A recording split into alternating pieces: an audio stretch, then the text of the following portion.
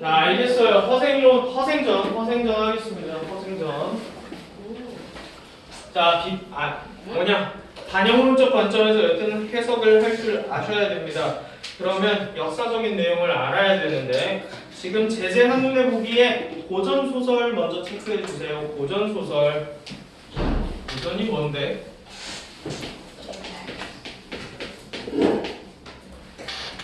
감스트. 고전과 현대를 나누는 기준이 뭐야? 넌 나한테 졸라 많이 욕먹은 거 배워서 알아야 돼.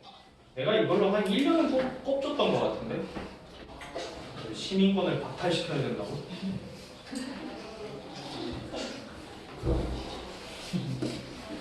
모른다고 말을 해. 아니죠. 단어 차이. 미치는 거 아니야? 일제강점기 현대야 고전이야? 고전. 현대야. 그리고 이건 특정 시점을 기준으로 다 나눠. 가보개혁을 기준으로 나눈다. 근데 가보개혁이 언제인지를 모르시잖아요. 1894년을 기점으로 나눠요. 그래서 진짜 가보개혁 이전의 건 다 고전으로 치고요. 이후의 건 다 현대로 쳐요. 그러면 왜 그러냐? 이게 신분제 폐지거든.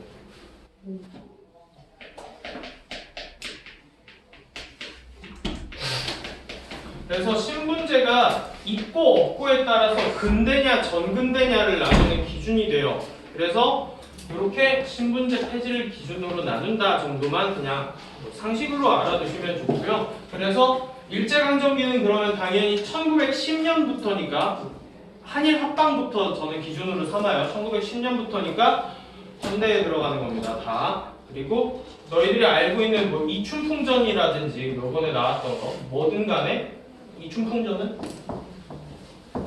조선 후기에 썼기 때문에 여기에 해당해요. 그래서 고전 수업이다라는 거 옆에 있는 한문이라는 거 별표 치세요. 왜 내가 이거 뭐 싼 거에다 별표를 쳐요? 근데 허생전이 한글로 다 써져 있기 때문에 이게 한문 소설이라는 걸 모르면 이건 죽었다 깨어나는 문제 못 맞춰요. 그냥 알아야 돼. 이건 원래 한문 소설이고요. 연암 박지원이라는 사람이 창작했던 열하 일기 10권에 수록되어 있는 작품이에요. 열하일기는 청나라를 갔다는 얘기고 지금 갑자기 뭔 얘기를 하는 건지 어질어질하죠. 자, 비판적 체크하시고 풍자적 체크하시면 되는데 사실 그냥 풍자만 하셔도 돼요. 왜 그러냐면 용범아, 풍자가 뭐냐? 트랜스젠더야?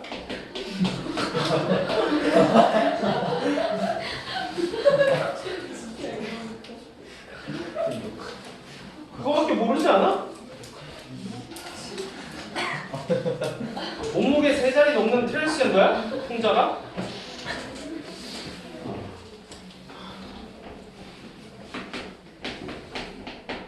그럼 해학은 뭐야? 욕하는 게 해학이야? 씨발로만 해학이야? 아, 해학적이네. 남이 웃으면 해학이야.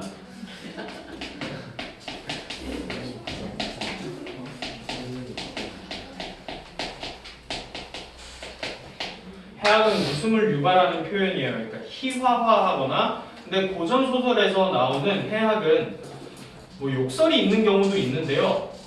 욕설보다는 대체로 언어 유희라든지 되게 아재 개그 같은 거. 코로나 걸리면 코로 나오나? 뭐 이런 거. 뭐 바나나 먹으면 바나나, 뭐 오렌지 먹어본 지 오렌지, 뭐 이런 거 하는 게 다 언어 유희예요. 비슷한 거 나와요. 안 웃기지? 안 웃겨도 웃음을 유발하려는 노력이 가상하다고 치고 해학이라고 해주셔야 돼요. 너희의 웃음의 잣대가 너무 엄격한 거야. 옛날 사람들은 되게 순수했다고. 지금은 뭐 이제 막 이상한 거 봐야지 웃는데 옛날 사람들은 막 하하하 막 이러고 깔깔 웃고 좋아했다고. 그래서 이것만 가지고는 안 되고요. 해학에다가 비판적 인식이 섞여 들어가야 풍자라고. 그래서 누군가를 까는 내용이어야 돼. 웃기게 표현해서 까는 내용이 들어가야지 이게 풍자라고 해요. 자, 그러면 이 허생전에서 비판하고자 했던 이야기는 뭐냐면 양반의 허례허식과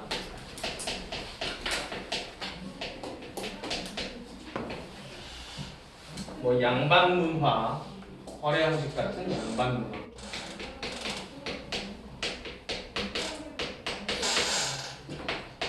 북벌론 이런 걸 따려고 하는데요. 자, 이제부터 역사 얘기를 할 수밖에 없습니다. 시간적 배경 조선 효종 체크하세요. 저거 아니 북벌론인데요. 어차피 설명 더 할 겁니다. 감스트 너무 잘 걸렸다 오늘. 감스트 조선 효종 아빠 누구? 자, 이제 또 해야지. 태정태세 문단세 해야지. 효종 아빠 누구? 손가락 빨리 해봐. 아무나 채워. 누구? 인조. 인조. 자, 그래서 지금 허생전은 언제 시기를 담당하고 있냐면 조선 후기를 담당하는 부분이에요. 조선 후기. 그래서 조선 전기와 후기를 나누는데 이거에 대해서 여기에 포인트는 여기인데 기준이 뭐야? 조선 전기와 후기를 나누는 포인트가 어디? 임진왜란 그리고 병자호란, 양란이라고 해요. 왜 두 가를 하나로 묶나요? 그러면 100년 이내에 일어났기 때문이에요. 그래서 몇 년도에 병자호란이 일어났어?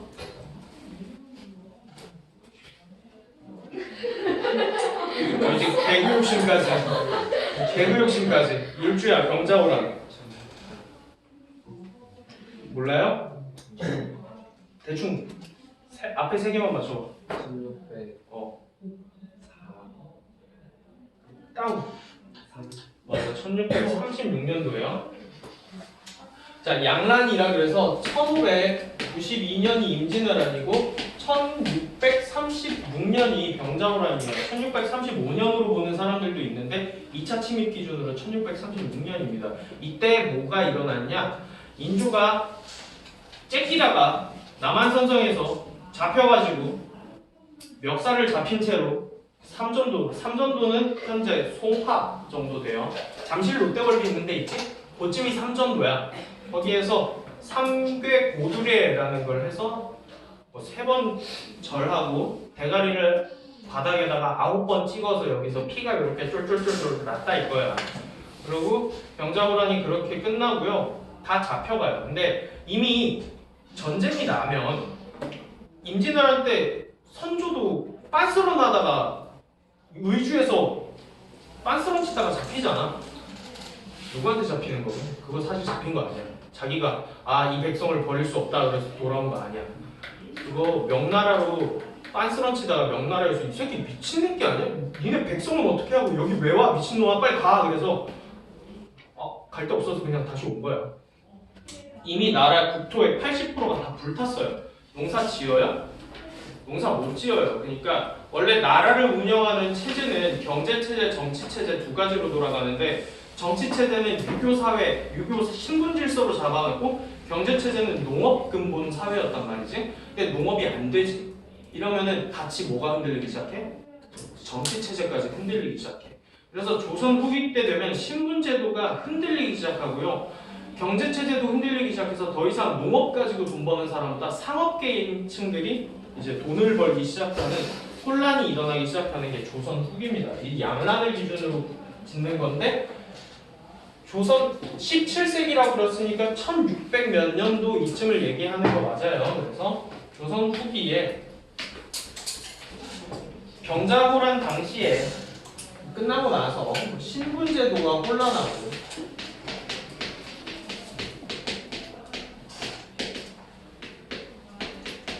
매간매직이 이때부터 시작되는 거예요. 탐관오리들이 돈 주고 그냥 관직 사버리고 이런 식으로 가는 게 경제체제도 불안해. 농업체제가 망했어.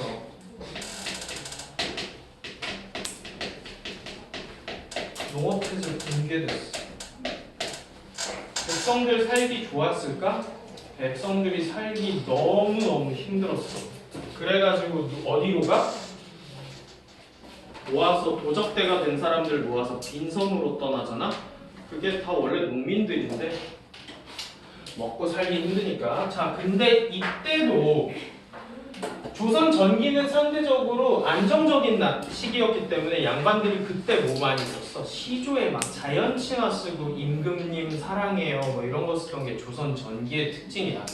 할 게 없으니까 그러고 놀았다. 그러니까 그때 당시의 생각을 사람이 생각이 한번 박히면 바꾸는 게 쉽지가 않거든. 이렇게 나라가 망해가는데도 뭐 하고 있어? 계속 자연이 너무 좋아. 임금님 사랑해요. 우리 지조와 절개 소나무같이 꺾이지 맙시다. 이 지랄하고 있어. 백성은 다 굶어 죽어가. 그러니까 실용적이지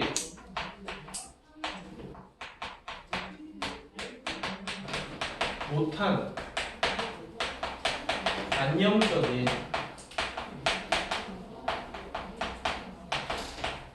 유교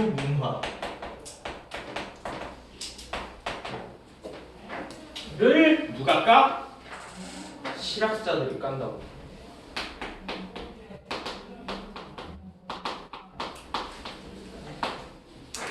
그래서 실학자는 너희가 알만한 사람은 정약용, 대표적인 게 정약용.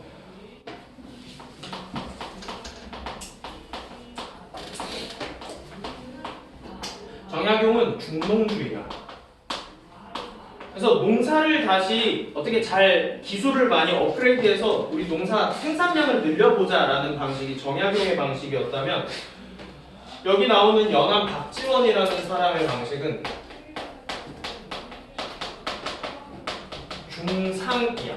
그러니까 지금 근대 자본주의랑 되게 비슷한 생각을 했어. 물류가 소통이 원활하게 되고 외국이랑 교역도 자유롭게 되면은 자연스럽게 돈이 유통되면서 나라의 경제가 다시 돌아올 것이다 라고 생각한 게 이 중상주의 실학자예요. 그래서 이거를 깐다고. 디스해. 이거를 까는 내용이에요. 자, 그런데 조선 효종이의 아빠가 인조라고 했지? 효종이 첫째 아들이야.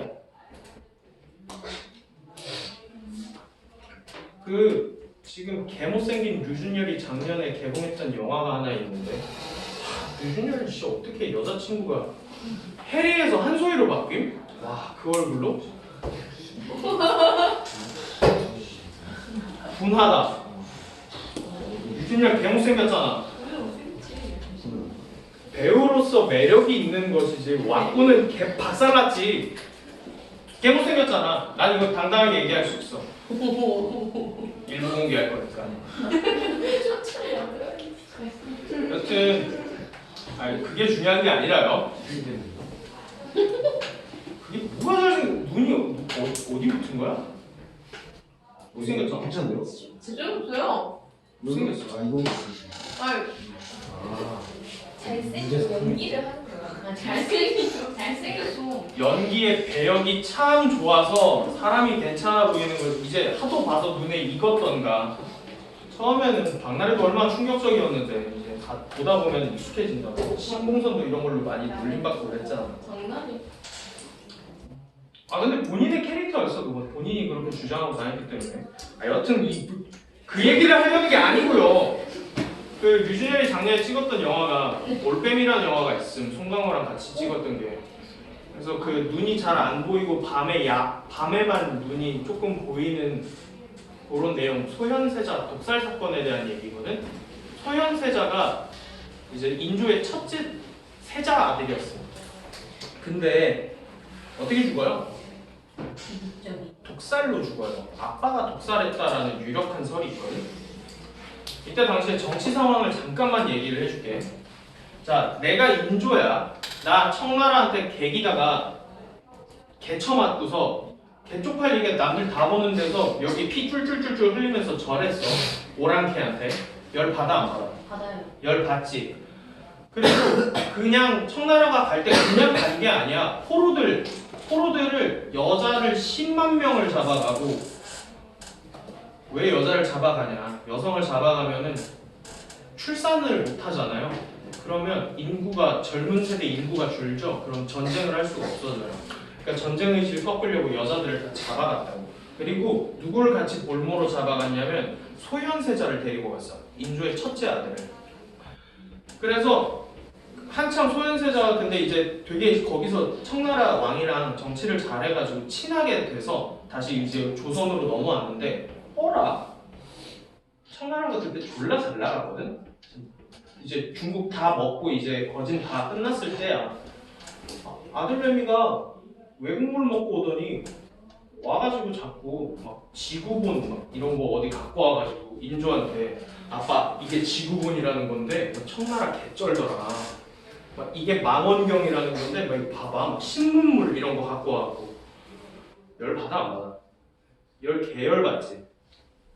독살해요. 아들을 죽여.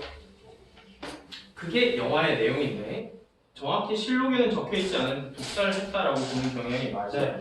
근데 세자를 죽일 수 있는 거 왕밖에 없거든. 근데 정치 체제 그때 당시에 정치 상황이 어땠냐면 북학파와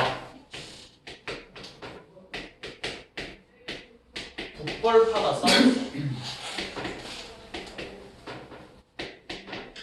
그러니까 지금 뭐 1번당, 2번당이라고 생각하시면 돼요. 그러니까 야당, 여당이라고 생각하면 되는데 북벌은 북쪽은 이거 청나라를 얘기하는 거야. 그러니까 우리가 졌던 그 병자호란 때 졌던 그 나라 청나라한테 배워야 돼랑 청나라를 벌줘야 돼라는 게 북벌론이랑 북학론 두 개예요. 그런데 실학자들은 이 실학이 어디서 온 거냐면 애초에 청에서 온 거야. 그럼 얘네들은 북학파에 들어가는 거겠지? 그러니까 누구를 깐다고? 북벌파를 까는 내용을 많이 하는데 자 북벌론의 허구성에 대한 얘기가 어차피 나올 거라 얘기해 줄게. 한반도를 그려야 되겠네. 잘 못 그려도 이해점. 네, 다녀오세요. 한반도를 그려보자.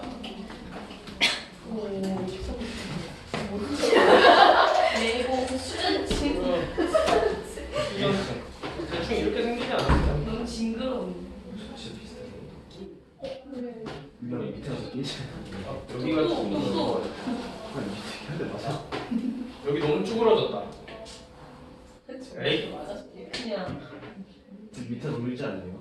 이렇게 올라갈 거야. 제주도는 독도가 없는데. 독도. 알았어. 울릉도 울릉도. 울릉도 더 됐지? 오른쪽에 있으면 자, 이 상동방지. 재밌어? 하나 더. 자, 어디? 1번. 맞아. 이거보다 조금 더 똥처럼 생겼잖아. 자, 임진왜란이 얘네들이 쳐들어와가지고 여기서 개판난 거지? 졌지. 그리고 그러면 병자호란은 누가 쳐들어온 거야?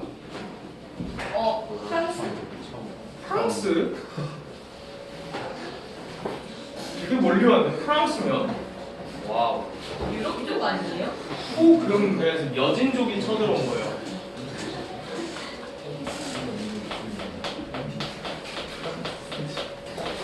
아, 비웃지 마. 프랑스일 수도 있지. 자, 이때 당시에 명나라가 있었고요. 이게 17세기 정도, 16세기 정도의 동아시아 지도입니다. 제가 동아시아사 했기 때문에 잘 알아요. 이거 역사에 미친놈이라서. 그래서 만주족이 만주족은 원래 찌레기들이었어. 여기서 지들끼리 막 말 타고 와 좋창 즐거워 이러고 살다가 명나라가 조선한테 파병해주면서 일본이랑 전쟁했잖아. 그러니까 얘네 둘 다 힘 어때? 둘 다 나락갔어. 둘 다 나락갔다고. 그러니까 상대적으로 만주족의 힘이 세져요. 그러면서 뭐를 만들어? 얘네들이 청이 되는데 얘네들이 청나라를 건국하고 나서 조선은 어차피 여기까지잖아. 해봤자 이 정도까지잖아.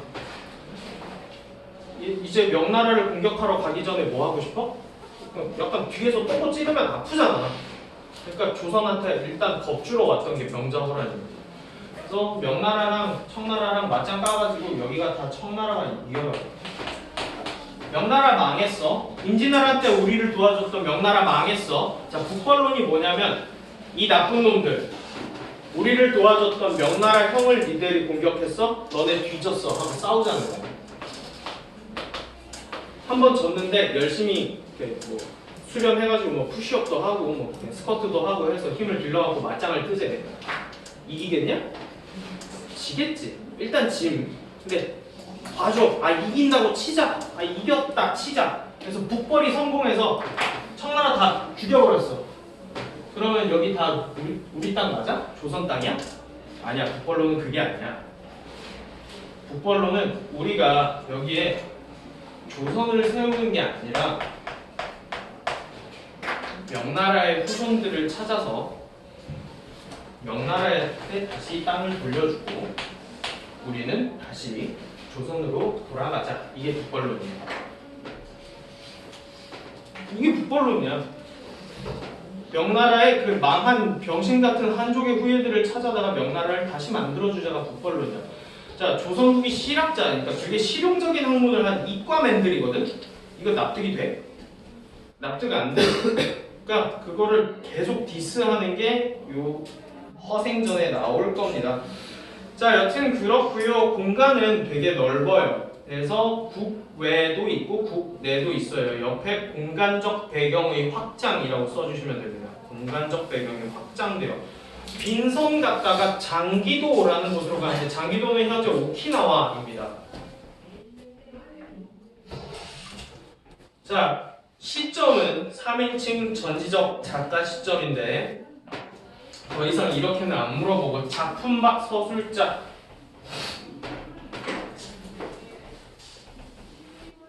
작품박 서술자가 인물의 심리를 직접 서술해 줄 수 있으면 전지적 작가 시점이에요.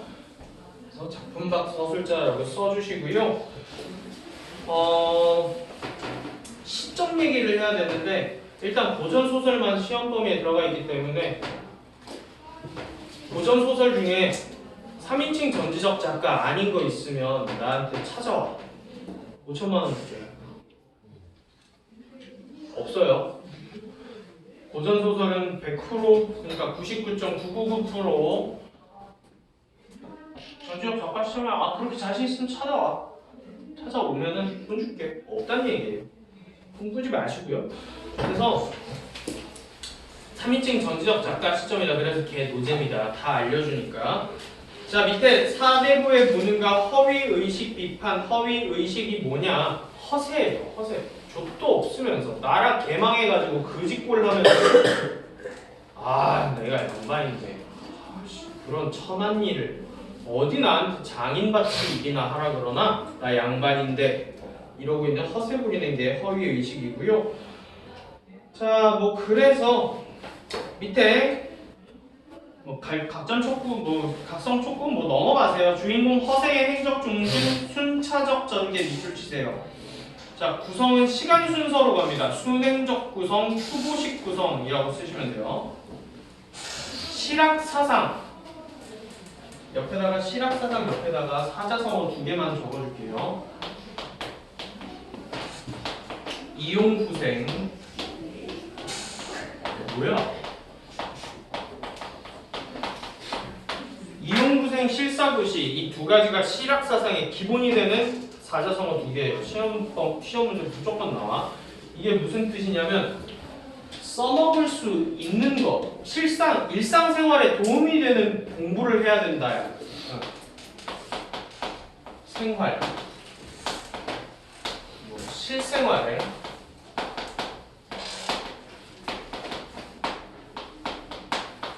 도움이 괄호를 잘못 닫았네. 여기서 닫아야 되는데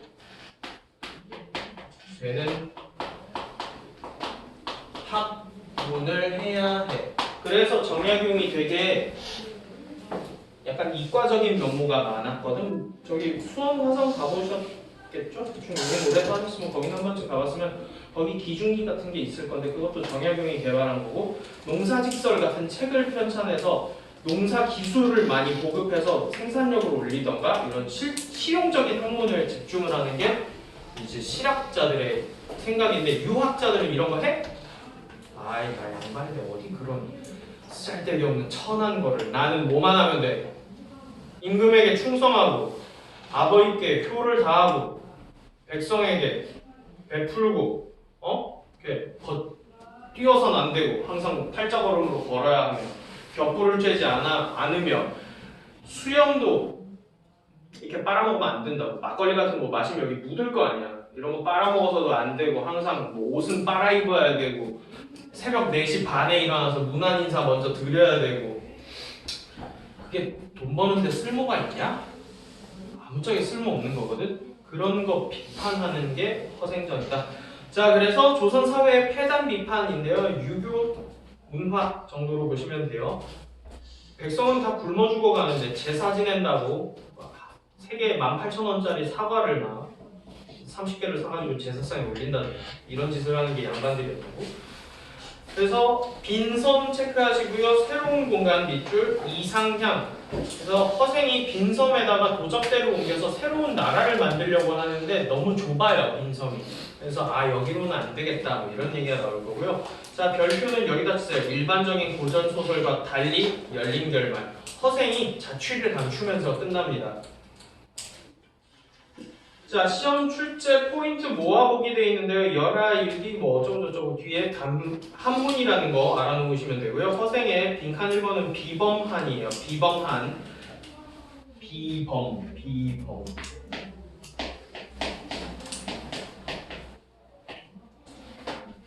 능력이 좋은 식견과 능력을 지닌 인물을 통해 자 밑줄 사회, 경제, 사회, 지배계층, 사대부의 무능, 허위, 의식, 비판. 여기가 별표 다 들어가 있는 거예요. 이게 주제. 자, 51페이지 넘어가시면 이게 내용을 간략하게 모아놓은 건데요. 이거 제가 그냥 지금 다 할 거예요. 몇 분이냐? 할 수 있겠다. 자, 학교에서 어느 정도 허생전 진도가 나가고 있지? 그래서 첫 부분에 허생이, 그러니까 은빈아 결혼했는데 남편이 허생이야. 집에서 책 읽어. 그리고 너는 계속 밖에 나가서 일해서 돈 벌어와. 근데 남편은 계속 집에서 인터넷 소설을 계속 봐. 빡쳐 안 빡쳐? 빡쳐? 근데 이거 7년 했어. 그래갖고 뭐라고 한마디 하잖아. 아니 나가서 일 좀 해. 그러니까 뭐라 그래? 아이씨 할 줄 몰라. 아니 그러면 할 줄 아는 게 없으면 수공업장 못 하겠고 장사라도 뭐 사업이라도 해. 그러니까 아이 사업은 시드머니가 있어야지. 나 시드머니 없잖아. 안 해. 이지랄한다고. 열받아 안 받아? 열받지.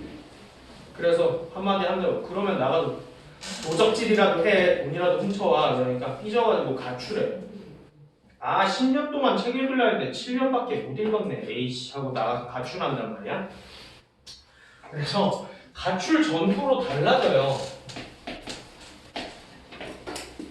나도 가출해봤는데 26살에 가출했어. 5살인가? 25살에 대학 졸업할 때쯤 아빠랑 싸웠어. 가출했어. 가출이라기보다는 출가에 가깝지만 또 삐져가지고 1년에서 1년 반 나가서 혼자 살았어. 스타벅스 알바도 하고 일용직 건설 현장 가서 노동 뛰고 일당 많이 주고 그걸로 월세 내고 이것저것 많이 하고 살았어요. 그러다가 돈 떨어지고 너무 힘드니까 아빠한테 미안하고 들어와서 아빠 일 좀 하다가 저기 있는 키 작은 유찬호 쌤이 할 거 없으면 강사할래? 재밌겠다. 강사할게요. 그러고 강사했어요. 그래서 남자 인생에 가출 한 번쯤은 나쁘지 않는 걸로. 지금 하지 마시고. 자, 가출 전과 후로 사람이 바뀐다. 가출 전에 허생은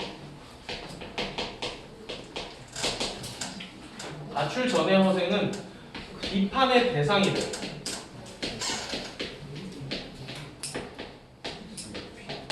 그러니까 욕을 처먹는 인물로 설정이 되는 게 가출 전이고, 가출 후에는 어떻게 되냐면 허생이 비판의 주체가 돼. 그러니까 까는 놈이 되는 거야. 까임의 대상에서 까는 놈으로 바뀌어요. 그러면은 가출 전에는 누가 비판의 주체냐면 아내가 비판의 주체야.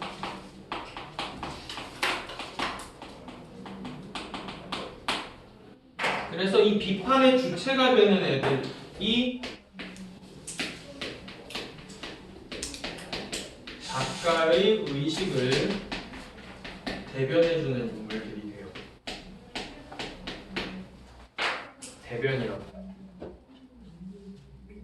용범이 좋아할 줄 알았는데 안 좋아하네? 대변, 똥, 오줌, 뭐 방구 이런 거 하면 좋아하는 거 아니야? 대초딩 같지 않아?